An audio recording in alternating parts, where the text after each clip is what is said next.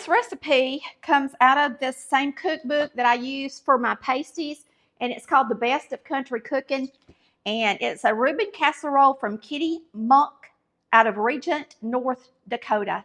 It is going to be really good, and we're going to get started.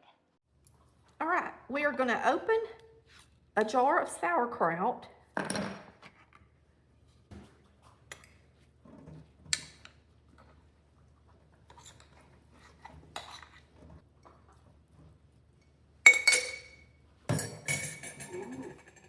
But now I do like to rinse my sauerkraut, and that's totally up to you whether or not you want to rinse yours or not. But I just like it better rinsed, okay? If you like it super sour, then don't rinse it. Put it in there, juice and all. So the first layer is super easy. It's just the sauerkraut. All right, we're going to slice a tomato. So it tells you to slice 2 tomatoes. You need enough tomato to make 1 layer.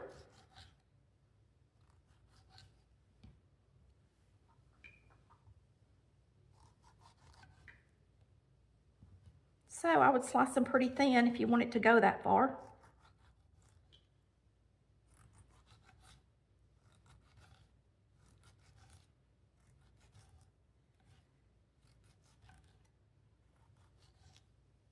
All right, there's our tomato.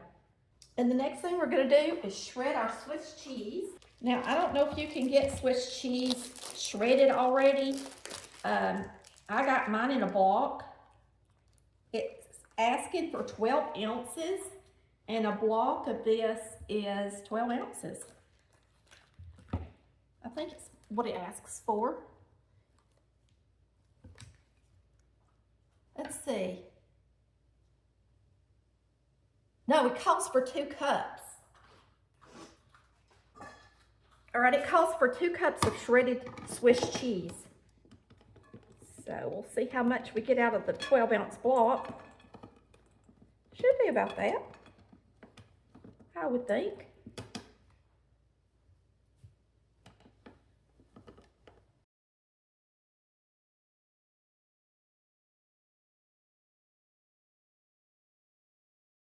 When you use a cheese grater, make sure your cheese is really cold and go slow or it'll get stuck in there.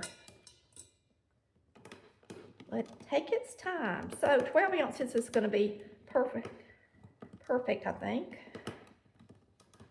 I think 12 ounces will do.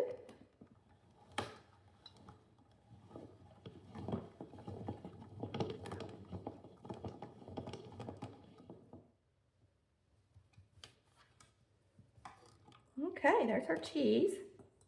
So all of our prepping is done. We've got our cheese, our tomato, and our sauerkraut. This is going to be super easy to put together. Let's take this off the counter. I'm going to throw this extra cheese in my bowl. All right. You're going to take your casserole dish. I'm going to spray it a little bit with some oil. I just got some olive oil spray that I'll spray it with. Now we're going to put this together like it says to. I wanted to put a layer of bread on the bottom, and I think I'm going to. I just don't think it has enough bread in it, y'all. So we're going to put some bread on the bottom. I got pumpernickel rye, Pepperidge Farm.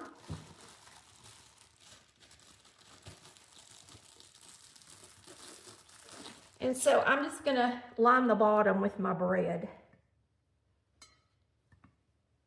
the best I can. It don't have to be perfect. Well, let's just try to do it this direction and see what happens. Nothing. Nothing. I don't think it's going to hurt for it to go up the side a little bit.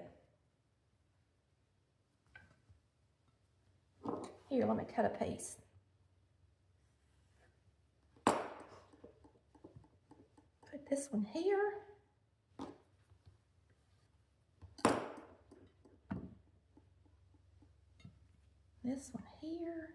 You're going to need some breadcrumbs as well.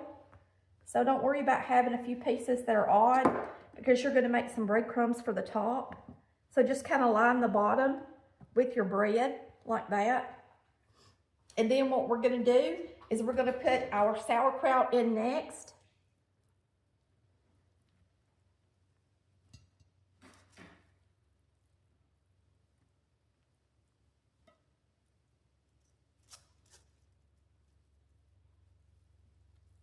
It's going to make a big casserole. It just said a can of sauerkraut, and I had a lot of sauerkraut. And then you're going to put your beef on top of your sauerkraut. And you know what? I think I'm going to put double the juice on it. So I'm going to put a layer of sauce on it and then put our beef on it. All right. So we're going to mix up our sauce next. You need a cup of mayonnaise.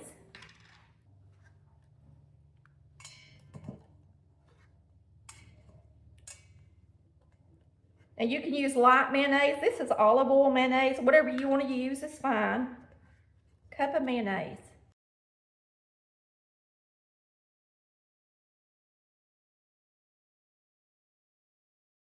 I'm actually doubling the sauce because I want my casserole to be good and juicy. I don't want it dry. There's a cup of mayonnaise. And then you're going to be using Thousand Island. And I'm going to use a half cup of Thousand Island. This is my favorite brand of Thousand Island. And that is Ken's Steakhouse Thousand Island. I think it's delicious. Ooh, just so delicious. So you're going to use a half cup of that.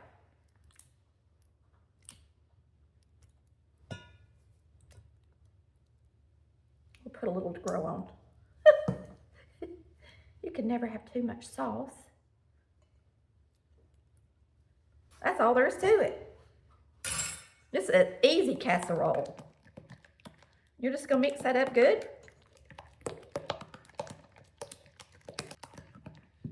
There you have it. Now, here's your sauerkraut. I'm going to put half the sauce on the sauerkraut.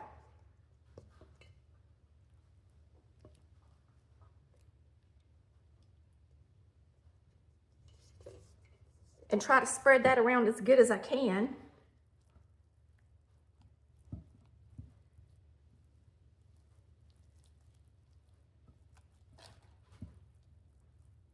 All right. Now you're going to put your corned beef. This is corned beef I got from the deli. It's boar's head. I got it at Publix.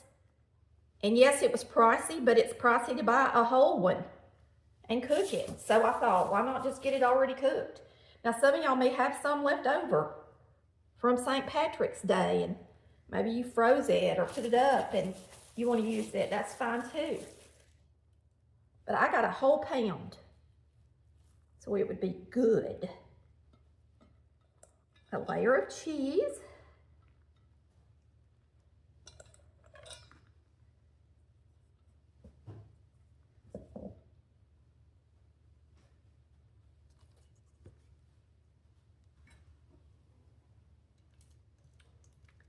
The rest of the sauce.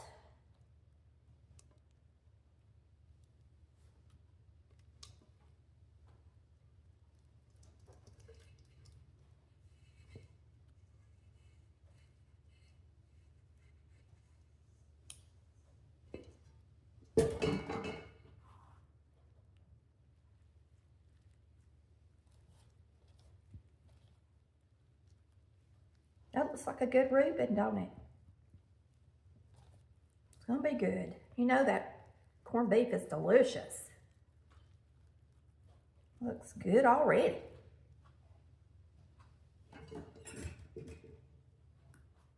All right, you're gonna put some tomatoes on it.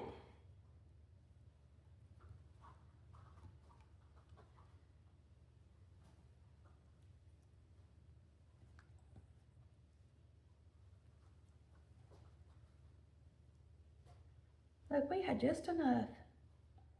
Just enough.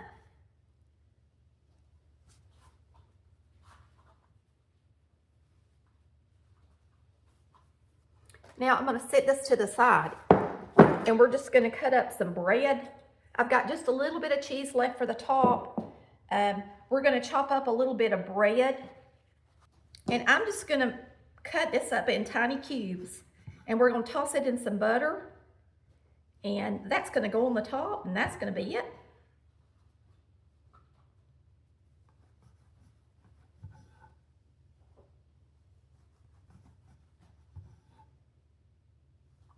So tell me if you grew up eating a Reuben, and about the only place I know to get one around here is some sandwich shops do have them, and there's a fast food place, or Arby's actually has a Reuben, and but there's nothing like making your own and getting some good corned beef from the deli, or making some yourself. If you feel froggy and you want to buy the whole piece of meat. All right, that looks like perfect amount, don't it? I just love this bread. I don't buy it often, but I think it's so good. We're gonna toss this in some butter.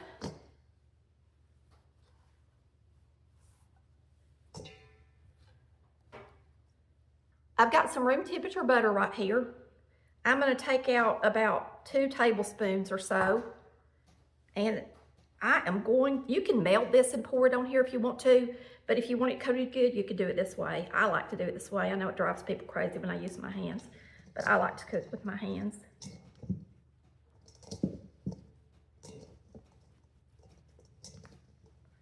Just rub some good butter on it. Everything's better with butter on it. Do a good job rubbing it in. And you can melt it and pour it over it. The only thing about doing that to me is it gets all over just a little bit, not all the pieces. To me, you get more, it's coated better when you do it this way. Same way with crackers. If you're doing crackers for a top of a casserole, just works better that way to me. My opinion. Okay, here we go. We're gonna put this on the top.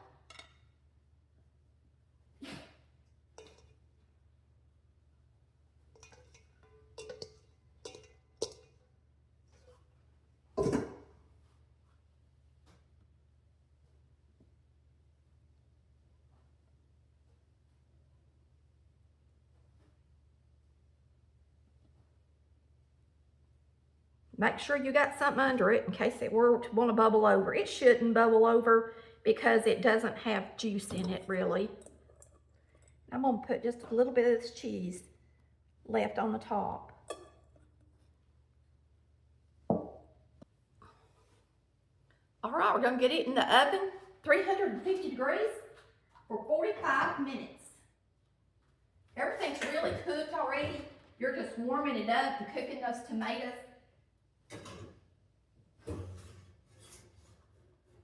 So, supper will be ready in a few minutes. I believe we are ready to eat. All right, we're going to dip this out some. See how it looks.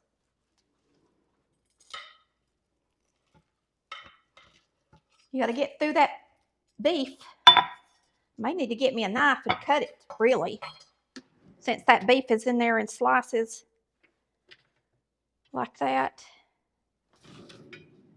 Just cut through some.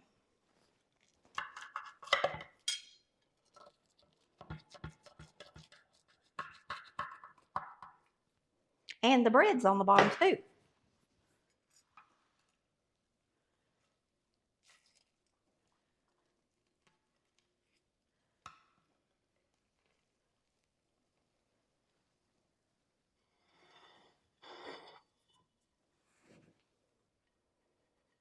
There you have it. Reuben Casserole. Looks really good. It's cheesy.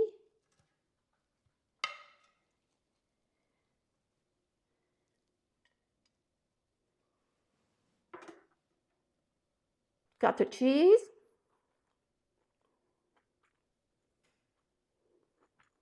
get us a knife and get a bite. Oh, it looks good. It's got all that good stuff. I'm going to get a little piece of tomato with it too.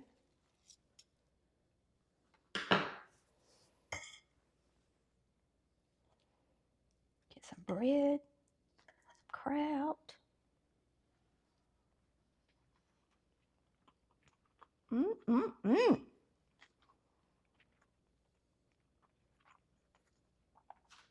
Yummy. Y'all, that is better than a Reuben. It is so good. It is absolutely delicious. Y'all are going to love it. If you love a Reuben, I'm telling you, this is a casserole for you. We just want to thank you for watching Collard Valley Cooks, where we cook like people in North Dakota.